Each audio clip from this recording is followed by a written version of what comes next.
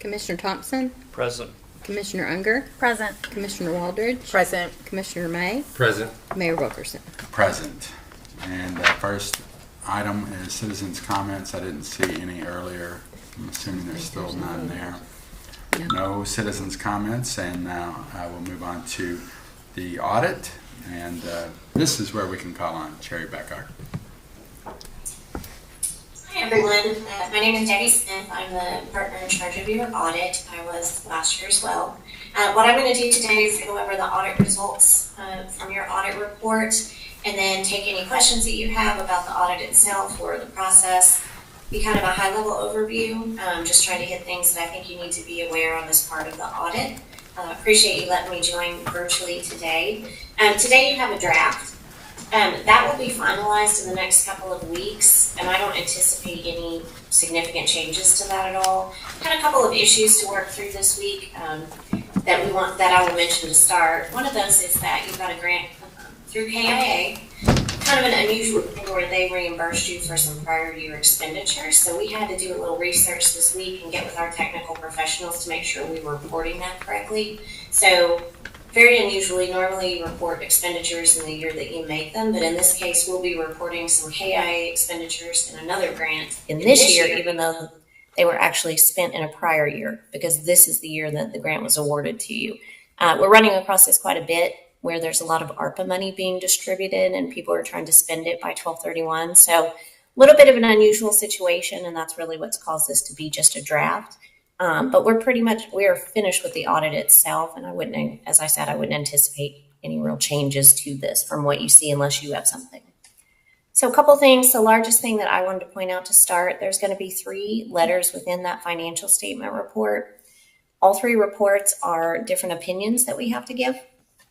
The main one that you start with will be our audit opinion. So our audit opinion is unmodified, which is the highest level of opinion, meaning that we believe that your financial statements are fairly presented in accordance with generally accepted accounting principles. So that's very positive. That's how it's been every year, but that's the number one thing that we're concerned about when we do an audit. The other 2 opinions that are in here are because you're a government, so we do a report that's called Internal Control over Financial Reporting. In that report, what we would have to tell you is if we found any deficiencies or weaknesses in internal controls. And I'm happy to report that we did not have any of those items to report to you.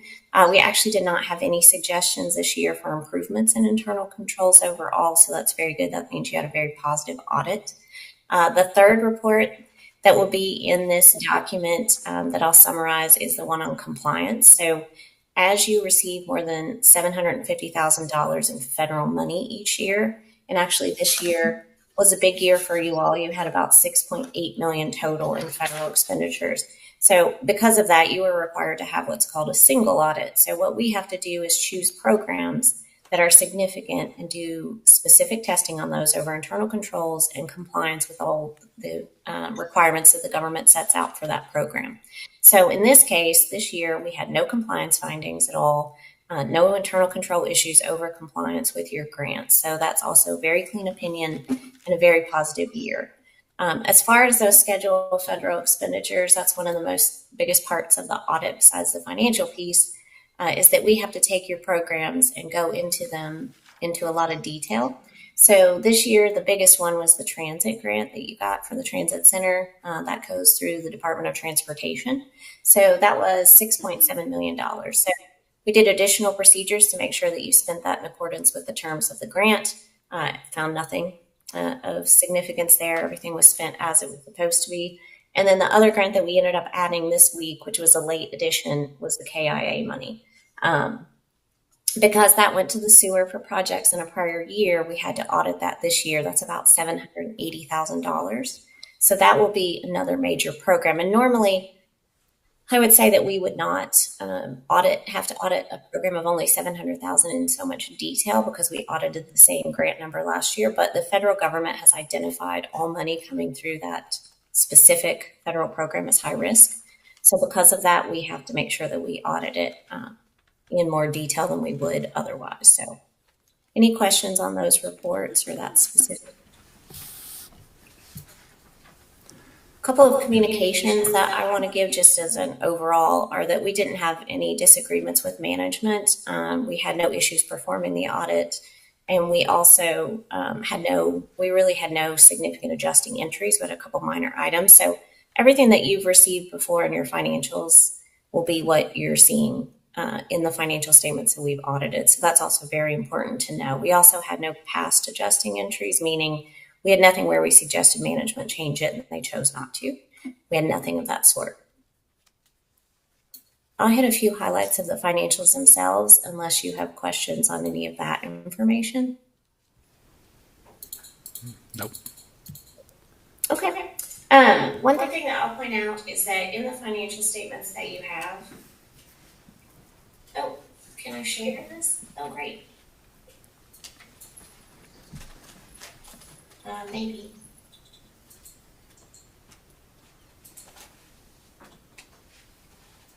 I think I'm supposed to be trying to share. I'm just trying to figure out how.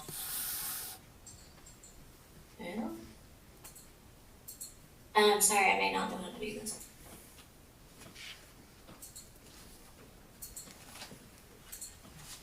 Did that pop up for you? Yes. It did. Oh, look at me, technology today. Thank you. I'm glad that was important. You think I'd be used to doing this? I'm really not. So, okay. So we're going to start. I've already summarized the audit reports themselves. I want to point out that these first few pages, 4 through 7, sort of scrolling through, we're not going to go through in detail, but I think it's something that I always recommend that you read because it's management's writing of what happened during the year. Since it's a summary of things that we would go over anyway, I'm not going to go through it. But I just wanted to mention that because I think it's a good, little easier read than most of the accounting ease that we use throughout this financial statement. So I hit on a couple of highlights throughout these. These are obviously very long. There's 73 pages. We will not go through all that in detail. And is that large enough for you to see, I assume? Okay. This is your, do you need it bigger? On TV, they can see it. Is that better? Okay. Sorry, I can't see you and see it, so I'm just making sure everyone's okay. So this is your statement of net position. This is a government-wide statement. We won't focus on this very much. What this does is you're required as a government to present all assets and all liabilities of the entire government in these first statement. This is not something that you would use internally because it has all of the capital assets and the pension and those items on it. So it's nothing that you use internally for budgeting. So we won't go through that in detail. We will start with what are called the fund statements. We'll just look at these a little bit because, as I said, there's no real adjustment. So you should have seen this information before. The way these statements work is that we have the major funds separated this year. General fund is always major. That's the majority of your activities, obviously. This year, the transit center is presented separately. It was not in prior years, and that's because this year it had such significant activity with the bond and all the capital projects. Other government funds are everything else that you have, special revenue, capital projects, smaller funds. And just yell if you need me to stop or slow down. So on this statement, we have your assets. Your general fund ended with $28 million in assets and just under $25.3 million in fund balance. And you can see that that's broken out. Unassigned means you can use it for whatever you would like. Certain amounts are restricted legally. And then you have some committed funds based on your budgeting that you do for the general fund. We're going to skip this page and go to the income statement. This is your income statement. It shows, again, the general fund and transit center. The general fund revenues were $43 million. That's about $1 million over what you budgeted. Expense-wise, at 41.8, they were about $2 million under budget on expenses. So you had an excess revenue over expenses of $1.253 million. And when you look at that, you did spend a lot of that moving money out. So that transfers out is just where you've moved money to other funds for projects. In particular, this year, the vast majority went to the Capital Improvements Fund so that you can fund specific capital projects throughout the government. Still ended the year with a strong fund balance of $25.3 million in essence. And then overall for all your governmental, about $33 million. I'll keep going and hitting some highlights of statements. And then just a few notes and things that I'll want to point out in a little bit. This is your sewer fund. Sewer fund gets presented separately because it always records all assets and liabilities. So you can see it end of the year just at 115 million with assets and very strong net position of 83.4 million. Most of that invested in capital assets, the way the government breaks it down, and then some restricted funds as well with some of your operating accounts. Net income wise, you had 12 million in sewer revenues and ended with an operating income of 1.5 million. One thing I want to point out, if you can see it under this non-operating grants and aids, almost $1.5 million there. That includes that money that I mentioned earlier, the KIA and the BRIC money that was used to offset prior expenditures for sewer projects. So that was a very big positive this year to get that grant money to increase your net income for the year to a change in net position of $2.3 million in the positive. I'm not going to go through this cash flow. I'm just going to mention a couple things. This is your police and fire retirement. You still have the frozen plan. So we have to present the trust that is set aside with funds to cover that plan. You have about $3 million in assets. And you've not had, if we look at the income statement, had to fund that in several years. So there's no contributions required to that. The assets are actually in excess of what the actuary estimates the liability to be. So you actually have an asset on the books for the difference there.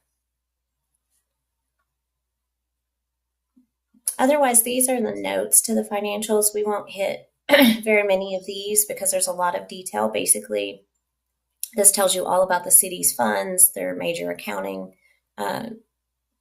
policies that they use. There were no new accounting policies, so there's really nothing to focus on here, no changes to the entity. We will cover just a couple of notes that I think are significant. A lot of this is really just detail to tell you how we do accounting for everything. I don't think anybody probably wants to talk about those, but keep skipping. Here we go.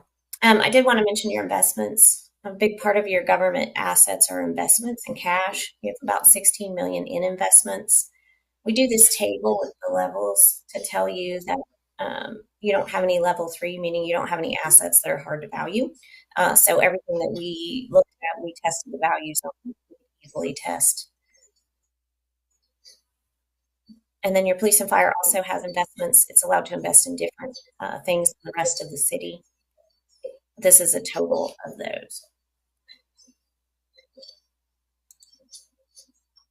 There's a lot of detail about your policies as well, but a couple other things to point out in the notes that I think you might want to look at. The capital assets, this is a detail of your activity for the year.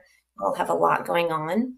With all the construction in progress, you can see there near the top, you had about $11 million in CIP expenditures.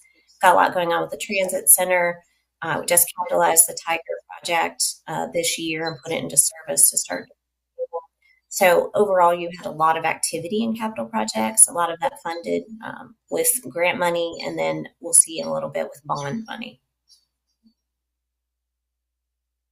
Sewer division also had a lot of activities going on, a lot of that funded, as we'll see with KIA money, but also just a lot of projects in progress this year for the city.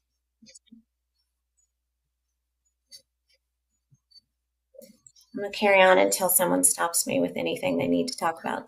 Liabilities wise, the thing I want to mention is you'll know this is a table that shows you additions and deletions from liabilities. You had the bond issue this year in the general fund, in the transit center fund for 5.1 million. And then in the sewer, you had another 1.5 million KIA payable that was added. And then otherwise, you just had some debt reduction from your principal payments. There's a lot of detail in here about all this debt I will not go into because I know you approve all of the debt as it comes through, so there's no reason. But if you're interested at some point, this is a detail of all the terms of all of the debt. And then a schedule that shows you what your principal payments due in the next 5 years and then by 5-year increments until done. And then we have the same information if you're interested for the sewer by KIA and the bonds.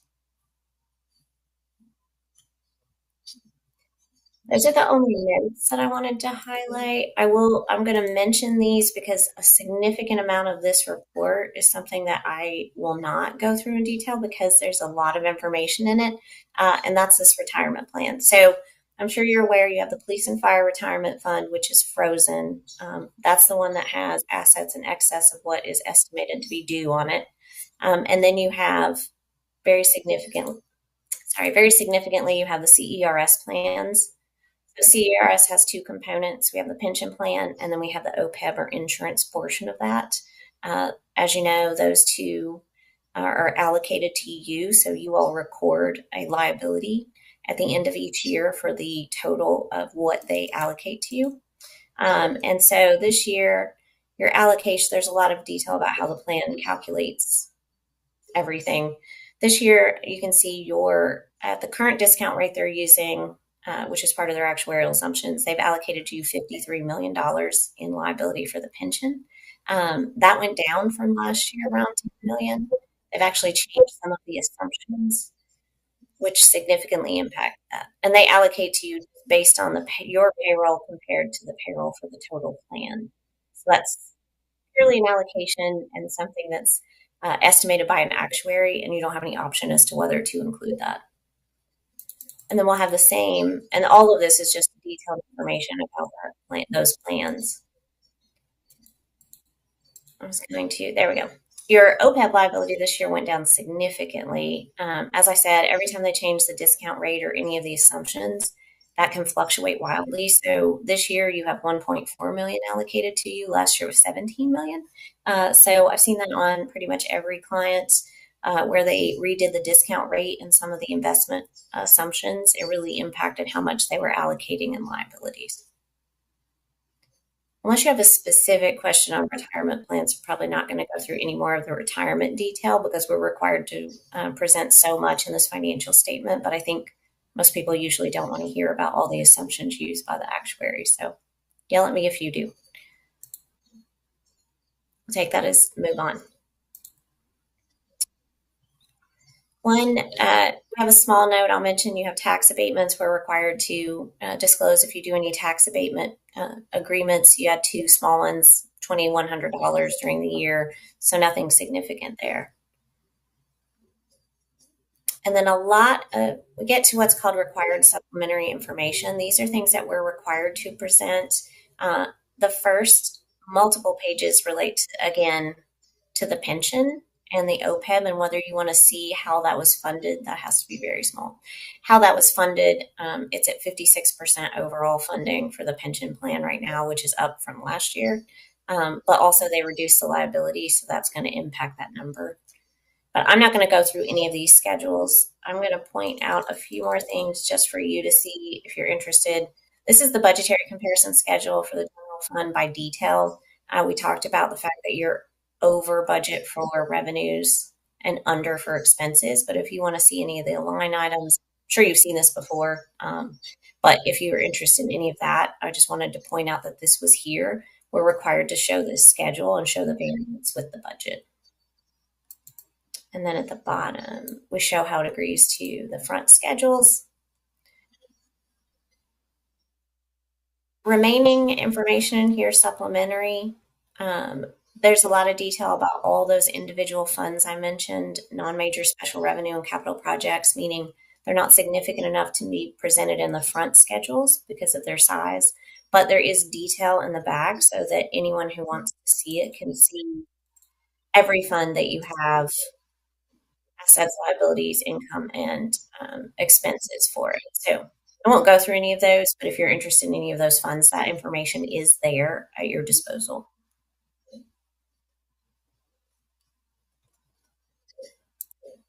And then also in the back, importantly, these are the reports I referred to before.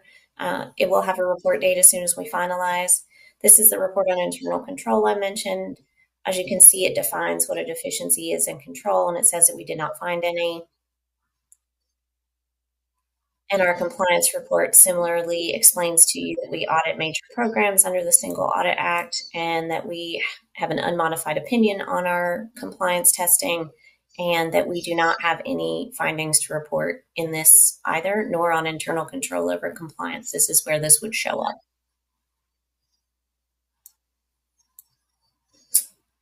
This is a pretty important schedule. This is what dictates what we have to test.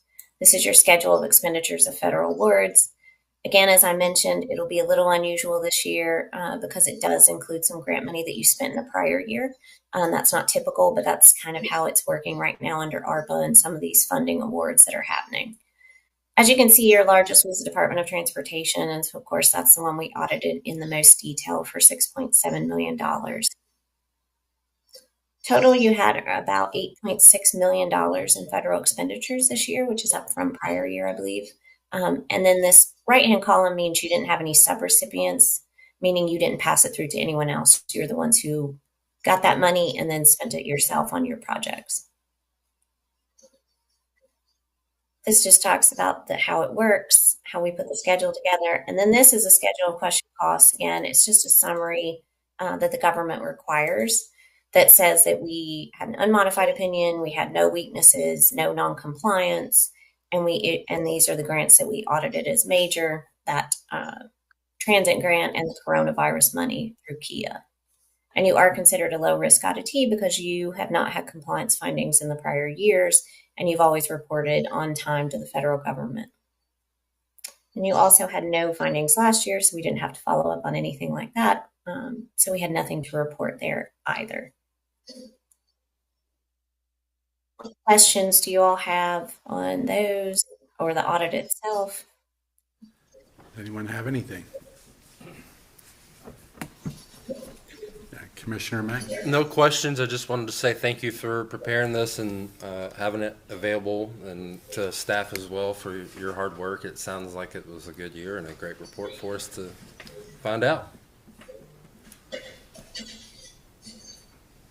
Thank you. And I thank you to the staff. I mean, they obviously do all the hard work here, so appreciate them very much. It sounds like a clean audit, right? All right, thank you. Yep. Thank you. Yeah, Commissioner Waldridge has a question. I have a question. What page, and because my computer went blank when you were doing some of the numbers of our reserves, that would explain where our reserves would be? My computer You say went reserves, blank. like your like fund balance Yes. reserves that you have? Yes. You started talking about that, and I didn't write that page down, and then my computer went blank, and I had to open it back up, and you had already moved on, so. Probably. Okay. I'm sorry. I think that's okay. It's a great question. You're talking about the fund balance. What page is that? This is I will see it. that is page, let's see, 10. Okay. On page 10, it shows Thank you. shows the general fund, and it shows what a fund balance is, either restricted, committed, assigned, meaning you have purchase orders outstanding. Yeah, that's it. That's it. And then Thank you. unassigned is the big one. Sure, go ahead. That's all. That I just needed to go back to that page and mark it. Thank you. You're welcome. Anyone else? I think we're good. Okay. I have more questions. Anyone? No, we appreciate this, and thanks for getting it in end of year, giving us a chance to Sure. review it. Thank you, Alicia, for everything. Thank you all. You're welcome. Happy holidays.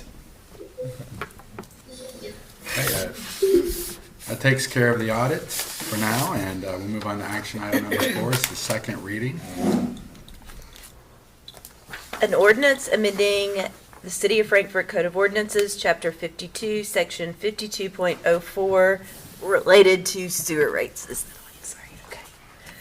This ordinance amends Section 52.04 of the City of Frankfort Code of Ordinances to establish per-month sewer charges per 1,000 gallons water usage in January of each of the following years as follows: $12.03 in 2025, $13.78 in 2026, $15.15 in 2027, $15.99 in 2028, $16.87 in 2029, $17.46 in 2030, and an increase of the greater of the CPI or 2.5% annually beginning in 2031.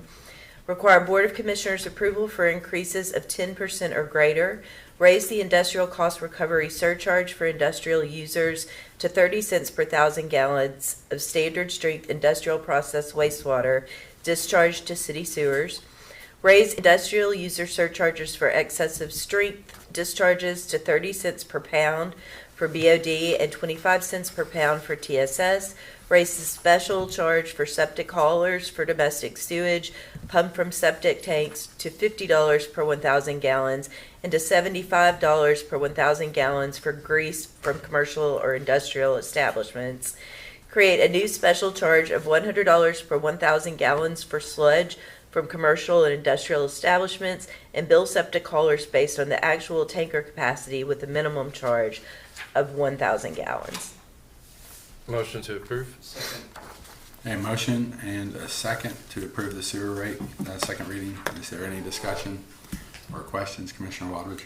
I don't have questions. I think that with all the discussion that we had before on our first reading and getting us to this point with sewer, I think as we stated, we're getting the sewer rates back to where a little bit under where they should be if we had continued this in previous leaderships of city managers.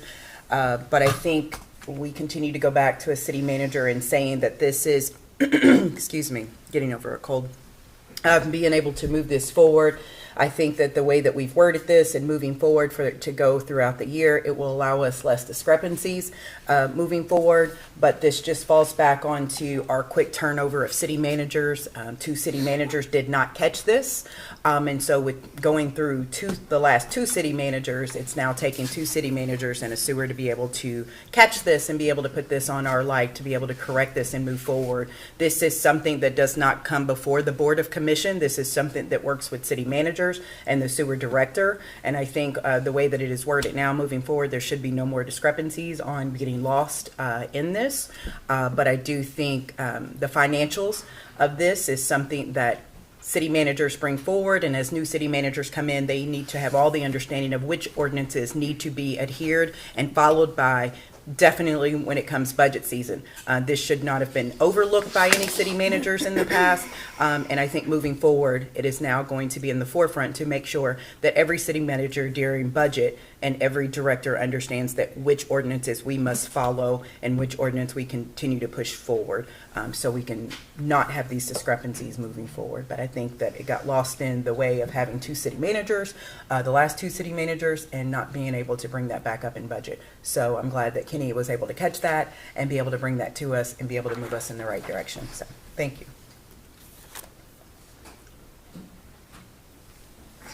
That's all I had. Sorry. Any other discussion? Call for the vote. Madam Clerk? Commissioner Thompson, Yes. Commissioner Unger, Yes. Commissioner Waldridge, Yes. Commissioner May, Yes. Mayor Wilkerson. Yes. Motion carries. Motion to adjourn. Second.